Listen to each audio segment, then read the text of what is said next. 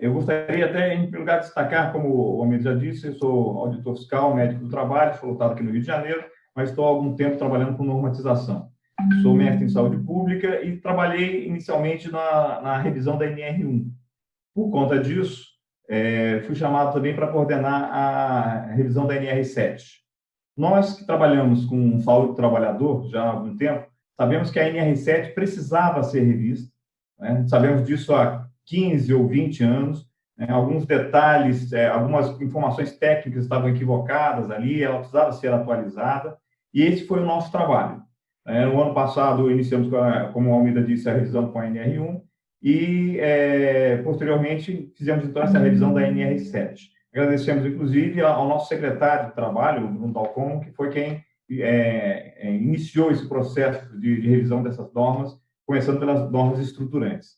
Para fazer essa revisão da NR7, dentro da Secretaria, da Subsecretaria de Inspeção do Trabalho, participamos eu, o colega Ayrton Marinho, que vai falar daqui a pouco, e o colega Jefferson Seider, na época lotado na CIT. Tivemos a brilhante participação, a fundamental participação dos colegas da Fundacentro, como o doutor Eduardo Algrante e o doutor Tarcísio Buschinelli. Também tivemos participação de colegas do Ministério da Saúde e do Ministério da Previdência. Pela bancada dos trabalhadores, daqui a pouco também o nosso colega Rodrigo vai estar falando, ele esteve à frente dos trabalhos, né? E também trouxe outros colegas médicos do trabalho para participar desse debate e dessa revisão. Na bancada patronal, quem coordenava era o Clóvis, que muitos conhecem, mas a bancada patronal também contava sempre com 4 ou 5 médicos do trabalho, extremamente experientes e conhecedores do assunto. Então, o que eu posso dizer, e também, detalhe, nós tivemos também a participação do Ministério Público do Trabalho, né? Não só com os procuradores que participaram, como também colegas técnicos, médicos que participaram dos nossos debates. Então, essa norma foi construída de um modo bem, de um modo tripartite, mas assim com discussão com toda a sociedade. E isso foi muito importante. A NR7 precisava de dois grandes ajustes. Um na parte técnica, e a gente vai entrar nos detalhes dela daqui a pouco. E outro seria fazer a junção da NR7 com a NR1, fazer essa interação. E é sobre isso que eu vou falar agora, inicialmente, sobre essa associação, essa integração da NR7 com a NR1, com o PGR. Vou compartilhar aqui. Pois é, então vamos falar um pouquinho então, sobre essa questão da integração do PGR com o PCMSO. Em primeiro lugar, é fundamental entender que é uma via de mão dupla. O PCMSO busca informações do PGR e também dá informações ao PGR, ao Programa de Gerenciamento de Risco, né? Inicialmente, o PCMSO ele vai ser elaborado com base nos riscos identificados e classificados pelo PGR. Ou seja, quais são os riscos a que aqueles trabalhadores estão expostos, isso a gente vai identificar lá no PGR. Mas também pode haver alguma dúvida, o médico pode ter alguma dúvida em relação aos riscos descritos no PGR. E, nesse momento, então, o médico deve reavaliar esses riscos em conjunto com os responsáveis pelo PGR. Portanto, o médico vai receber a informação do PGR sobre os riscos aos trabalhadores estão expostos, mas também pode questionar. Eventualmente, o médico tem algum conhecimento específico ou numa visita aos locais de trabalho, ele identifica algum risco que não está sendo citado no PGR, então ele vai levar essa informação para discutir isso com o PGR. Esse é o primeiro momento de integração entre os dois programas. Vou citar alguns outros pontos, né? Com relação aos indicadores biológicos de exposição. Sempre que o médico detectar a possibilidade de exposição excessiva de um trabalhador a um agente químico, o que esse médico deve fazer? Informar o responsável pelo PGR. Informar que encontrou uma situação onde há a possibilidade de exposição excessiva. É o que nós chamamos de evento sentinela. De repente, um trabalhador, em uma situação, houve uma alteração, e isso deve ser revisto pelo PGR, se aquilo se confirma com avaliações no ambiente do trabalho, né? Assim como, quando é constatada também uma doença relacionada ao trabalho ou alteração dos exames complementares, o médico deve informar o responsável pelo PGR. Não informar que aquele trabalhador tem alguma doença, mas informar que houve a detecção, né, de uma alteração, seja no exame complementar ou no exame do trabalhador, que caracteriza uma doença, né? E que houve aquilo naquele setor. E aí o PGR deve fazer as suas avaliações para ver se tem relação entre aquele quadro e as questões do ambiente de trabalho. Também é importante lembrar do relatório analítico, que já foi dito, né? O relatório analítico ele deve ser apresentado, discutido com os responsáveis por SST, incluindo responsáveis pelo PGR, com o pessoal do CERT e da CIPA. Portanto, é um documento que, inclusive, nós fizemos algumas melhorias, e mais à frente o Ayrton vai falar sobre isso. É um documento que traz informações sobre a saúde da coletividade dos trabalhadores. E, mais uma vez, isso vai ser levado ao pessoal que trabalha com o gerenciamento de risco, para que, havendo em algum setor uma maior incidência de uma patologia, aquilo seja, então, chame a atenção para aquele risco naquele local.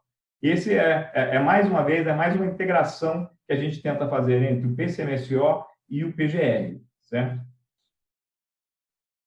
Como está dito aqui, né, é importante, a partir do PCMSO, do relatório analítico, a empresa fazer a sua adequação das suas medidas de prevenção. E isso acontece uma vez por ano, mas tem esses outros momentos que a gente tem esse link entre o PCMSO e o PGR. Então, na verdade, para resumir essa integração do PCMSO com o PGR, eu vou destacar de novo aqui quais são os pontos que a gente entende que são fundamentais essa integração. Primeiro, na elaboração do PCMSO, como a gente já disse. Esse é o primeiro momento onde o PGR e o PCMSO vão estar se conectando. No segundo momento, um segundo possível momento, na avaliação dos riscos ocupacionais, quando o médico, ao receber o PGR, vai ver se realmente aqueles riscos que estão citados ali, são os que ele realmente considera importantes naquele ambiente, naquela empresa, naqueles ambientes de trabalho. A informação sobre exames alterados e doenças relacionadas ao trabalho.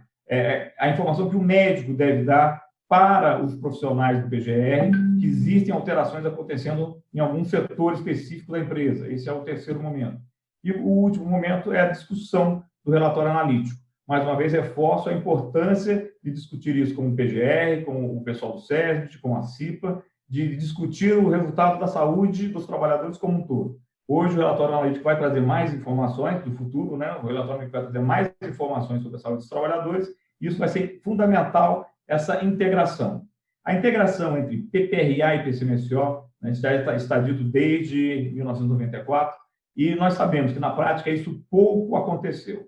O que nós pretendemos aqui, com essa nova visão do PGR, que trouxe uma nova visão com relação à gestão de risco dentro da empresa, é que, nesse momento, a gente consiga fazer a real integração entre a parte médica e o PGR.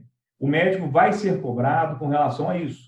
Se ele está dando essas informações, se ele está realmente passando essas informações através do relatório analítico para a organização, né, e, portanto, para o PGR como um todo. Esse é o ponto principal dessa nossa interação. Tá? Por último, eu gostaria de retornar, só fazer mais um breve comentário. Além dessa questão e vamos entrar daqui em adiante na parte técnica da norma e dos seus anexos, eu só gostaria de destacar, antes de terminar, mais dois pontos. Em primeiro, eu gostaria de lembrar, como eu já disse, essa revisão teve um lado de fazer uma integração com o PGR e atualizações técnicas, e nessa atualização técnica, esse grupo de colegas que nós conseguimos reunir, um grupo extremamente técnico, fez avanços muito grandes com relação ao novo PCMSO. Eu gostaria de destacar, além das alterações do próprio texto, fazendo algumas correções com relação à definição de risco e outras coisas, mas eu gostaria de destacar alguns pontos. O nosso antigo quadro 1, que tinha na época, que tem atualmente, né, 26 indicadores biológicos de exposição, nós fizemos uma revisão isso, o doutor Tarcísio vai falar mais adiante, e passamos para 51 indicadores biológicos de exposição. Um detalhe importantíssimo, né? Os valores que nós temos hoje dos indicadores biológicos são os valores de 1994 da CGIH. Nessa revisão, nós atualizamos isso para os valores de 2019 e praticamente dobramos o número de agentes investigados. O doutor Alagrande fez uma grande revisão na parte de avaliação, tanto radiológica como espirométrica dos trabalhadores, e também vai falar em breve para a gente sobre isso. Uma alteração fundamental foi a questão dos cuidados médicos com trabalhadores expostos a condições hiperbáricas. Quem trabalha com isso sabe que isso estava lá na NR15, era o anexo 6 da NR15, que não era revisado desde 1983. Foi feita uma extensa revisão de modo tripartite desse texto e foi colocado na nossa NR7. E, por último, eu vou retornar falando sobre isso, a parte de câncer ocupacional, que é um problema no mundo inteiro, e nós temos muito pouca coisa no Brasil. E nós, então, estamos iniciando um trabalho com relação a isso. Houve, então, uma mudança técnica muito grande da NR7, como vocês vão ver a partir de agora. Por último, antes de terminar, Almeida, 30 segundos, eu quis acelerar um pouco para deixar mais tempo para os colegas poderem falar, mas eu gostaria de fazer um lembrete a todos os colegas, a todos os profissionais que estão nos ouvindo agora.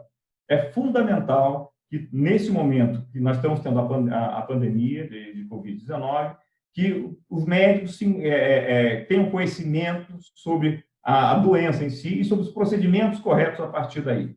Como a doutora Rosilene já colocou, existem informações na ANANT, em vários locais, temos nossas orientações, e eu gostaria de destacar aqui a importância da portaria conjunta 20, feita entre o Ministério da Economia e o Ministério da Saúde, que traz algumas definições e encaminhamentos. E é fundamental que o médico do trabalho tenha conhecimento dessa portaria, tanto da 19, que é específica para frigoríficos, como para a portaria 20, que é mais geral. É fundamental que o médico conheça isso para dar um encaminhamento correto aos casos de Covid, aos casos suspeitos de Covid dentro da sua empresa. Certo? Então, é fundamental a gente dar esse lembrete nesse momento que a gente está passando complicado. Bom, eu retorno a falar mais tarde com vocês, agradeço mais uma vez a oportunidade